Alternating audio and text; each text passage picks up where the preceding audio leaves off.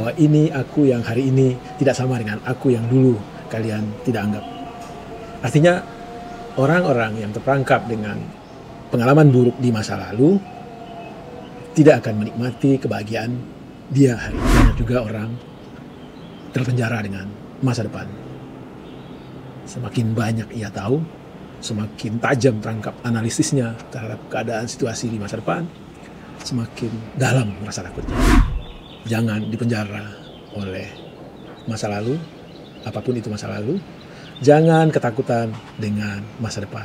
Hiduplah hari ini, sekarang, saat ini.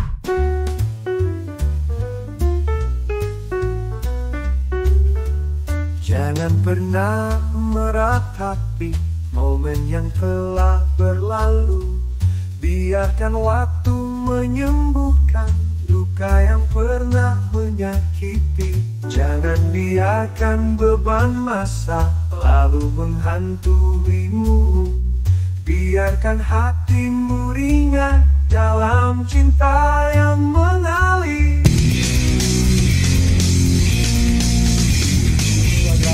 Ketemu lagi kita di channel yang perlu dibagikan informasi gratis tidak bayar. Subscribe. Assalamualaikum warahmatullahi wabarakatuh. Senang jumpa lagi dengan teman-teman sobat Kicau Jelata. Apa kabar teman-teman? Mudah-mudahan Anda semua selalu dalam keadaan sehat dan tentu saja harus tetap semangat. Hari berlalu, musim berganti, waktu melesat begitu cepat. Baru kemarin rasanya hari Jumat, sekarang sudah Jumat lagi. Teman-teman, Bang Kica pada kesempatan ini ingin berkicau, berceloteh soal waktu. Ya, soal waktu. Pada dasarnya, setiap kita itu terperangkap dalam 3 episode waktu. Masa lalu, sekarang saat ini, dan masa depan. Banyak dari kita terperangkap oleh masa lalu. Baik itu terperangkap karena kenangan buruk di masa lalu, atau kenangan indah di masa lalu. Mereka-mereka yang terperangkap dalam kenangan buruk masa lalu seringkali memenjarakan pikirannya ke masa lalu. Meskipun keadaan dia saat ini, sekarang ini jauh lebih baik dari masa lalu, tetapi sering dia terpenjara oleh keadaan sulitnya di masa lalu.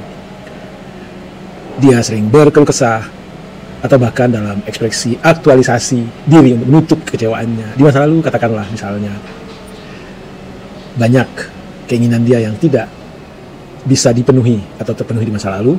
Pada saat sekarang dia banyak uang, dia akan memenuhi semua yang pada masa lalu tidak bisa dia dapatkan, meskipun sejatinya barang-barang tersebut tidak diperlukannya. Atau katakanlah di masa lalu dia merasa sering dihina, sering dilecehkan, sering tidak dianggap oleh komunitasnya, entah di sekolah, entah di tempat lingkungan dia tinggal. Maka pada saat sekarang, pada saat dia bisa hidup lebih baik, pikirannya selalu dihantui oleh pengalaman buruk masa lalu. Kalau dia bersilaturahmi, kalau dia bertemu dengan teman-teman sekolahnya atau teman-teman sekampungnya, ekspresi dia itu bukan mau berbagi bahagia, tapi mau menunjukkan bahwa ini aku yang hari ini tidak sama dengan aku yang dulu kalian tidak anggap. Artinya orang-orang yang terperangkap dengan pengalaman buruk di masa lalu tidak akan menikmati kebahagiaan dia hari ini, meskipun keadaannya secara kasat mata jauh lebih baik. Tetapi karena dipenjarakan oleh pengalaman buruk masa lalu yang selalu menghantui pikirannya, perasaannya, maka jangankan untuk menikmati hidup yang jauh lebih baik hari ini, dia selalu melakukan apa saja hari ini itu sebagai balas dendam terhadap keadaannya di masa lalu. Sekali lagi, orang yang seperti ini tidak akan bahagia. Lalu ada lagi orang-orang yang terpenjara pada masa lalu, bukan karena pengalaman buruknya, tapi justru karena keadaannya di masa lalu jauh lebih baik dari sekarang. Baik itu secara ekonomi, secara penghargaan komunitas, dia jauh lebih baik di masa lalu, sehingga seringkali dia kembali ke masa lalu. Topik ceritanya, dulu aku begini, dulu aku begini, dulu aku begini. Dia tidak pernah atau dia tidak akan nyaman kalau bercerita tentang kekinian keadaan sekarang. Dan orang-orang ini selalu memenjarakan dirinya dengan segala macam kenikmatan, kebahagiaannya di masa lalu. Sehingga dia tidak punya kesempatan untuk memperbaiki kehidupannya yang tidak beruntung saat ini. Jangan dipenjara oleh ketidakberuntungan di masa lalu. Jangan juga dipenjara oleh keberuntungan di masa lalu. Hiduplah sekarang hari ini, karena sekarang hari inilah anugerah Allah yang harus kita nikmati. Lalu teman-teman, banyak juga orang terpenjara dengan masa depan. Semakin banyak ia tahu, semakin tajam terangkap analisisnya terhadap keadaan situasi di masa depan, semakin dalam rasa takutnya. Takut akan krisis ini, krisis itu, takut akan masa depan anak-anaknya yang barangkali dalam analisisnya hidup tidak sebagus semanis sekarang ini. Takut. Padahal berdasarkan riset based on fact, tidak sampai dari 5% yang sering ditakutkan orang untuk sesuatu yang belum terjadi itu terbukti. Artinya apa? Probabilitasnya 95% yang kita takutkan itu tidak akan terjadi.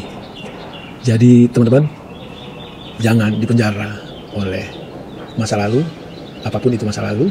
Jangan ketakutan dengan masa depan. Hiduplah hari ini, sekarang, saat ini. Nikmati bahagia, nikmati anugerah terindah ini. Bukan tidak boleh kita kembali ke masa lalu, boleh-boleh saja. Tapi itu menjadi bagian dari cara kita untuk memperbaiki diri. Apa yang kurang di masa lalu, maka ke depan kita perbaiki, kita tambahkan. Apa yang baik di masa lalu, katakanlah seringnya kita mendapatkan keberuntungan demi keberuntungan, tetapi kenapa saat ini tidak? Barangkali ada syarat dan ketentuan di masa lalu yang hari ini kita tidak lakukan. Maka lakukan itu. Agar apa? Agar syarat dan keberuntungan itu bisa terwujud kembali. Jadi teman-teman, hiduplah sekarang, hiduplah hari ini. Karena memang kita ini hidup sekarang, saat ini, hari ini. Lalu ada lagi, kita ini sejatinya juga dalam siklus waktu hidup di 3 kegiatan. Kegiatan pertama adalah namanya learning. Itu periodenya yang barangkali sejak kita lahir sampai kita dewasa. Itu adalah siklus learning kita. Ya salah satu learning itu ya di sekolah. Tetapi learning tidak hanya di sekolah. Kita learning di rumah, di lingkungan terkecil, di masyarakat, di alam semesta ini. Kita belajar. Kita maksimumkan waktu learning ini dengan sebaik-baiknya. Karena apa yang kita dapatkan di saat learning ini, semakin banyak kita menggali, memaksimumkan potensi, semakin mudah kehidupan kita di episode berikutnya. Jadi, learning adalah satu episode penting dalam kehidupan yang harus dimanfaatkan semaksimum mungkin. Lalu episode berikutnya adalah episode walking. Kapan itu episode walking? Ya, episode walking secara kebudayaan ada yang memperlakukan orang setelah 18 tahun seharusnya dia udah mandiri, ada yang 20 tahun. Tapi bagi kita orang Indonesia itu seringkali episode walking ini setelah anak-anak kita itu mampu untuk hidup secara mandiri. Kalau dia sekolah ya setelah dia kuliah dan dia bekerja. Kalau dia mengikuti profesi orang tuanya, katakanlah petani atau nelayan, ya dia akan dianggap sebagai sudah dewasa, sudah bisa mandiri pada saat dia udah bisa. Katakanlah kalau dia petani ya menjadi petani, kalau dia nelayan menjadi nelayan. Dan saat itu adalah walking. Nah, periode walking ini adalah periode yang harus kita maksimumkan juga segala kapasitas diri, kemampuan diri. Agar apa? Agar hasil yang kita dapatkan juga maksimum. Walking tidak harus hanya bekerja di perusahaan swasta, jadi ASN dan segala macam. Tidak. Menjadi wirausahawan, menjadi petani, menjadi nelayan, itu adalah bagian dari walking, bagian dari profesi mulia.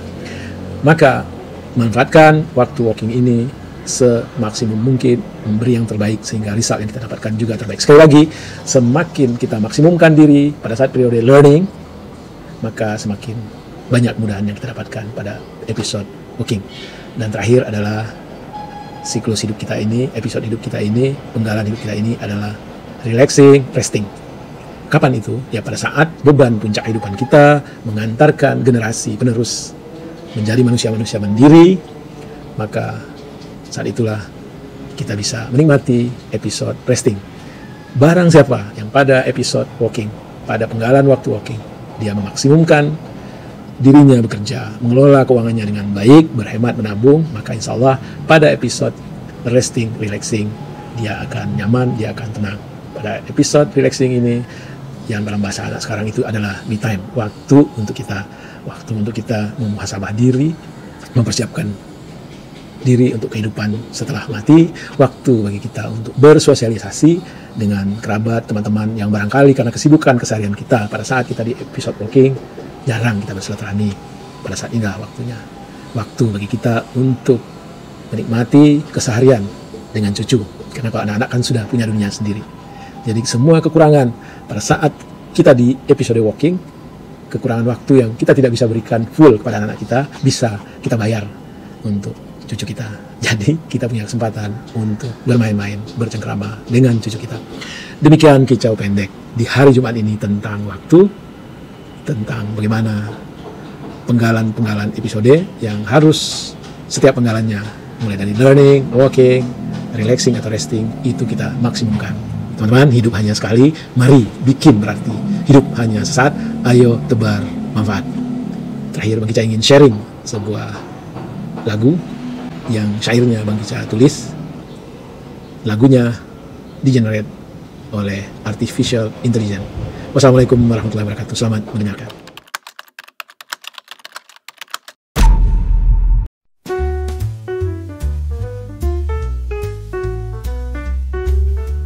Jangan pernah meratapi momen yang telah berlalu. Biarkan waktu menyembuhkan luka yang pernah menyakiti. Jangan biarkan beban masa lalu menghantuimu. Biarkan hatimu ringan dalam cinta yang mengalir. Jangan pernah membawa masa lalu pada hari ini. Biarkan cerita baru tercipta pada setiap hari yang merona. Lebarkanlah sayapmu, terbang ke angkasa biru. Rangkul semua impianmu, mencari makna hidupmu. Hiduplah dari satu penggalan waktu ke penggalan lainnya. Pandangkah dengan hikmat, ada keindahan di setiap peristiwa. Biarkan bahagia memenuhi setiap detik yang berganti. Jadikan hidup penuh makna di setiap hembusan nafas. Jangan pernah membawa masa lalu pada hari ini. Hiduplah dengan bahagia. Rangkul semua impianmu, mencari makna hidupmu. Hiduplah dari satu penggalan waktu ke penggalan lainnya. Pandangkah dengan hikmat, ada keindahan di setiap peristiwa.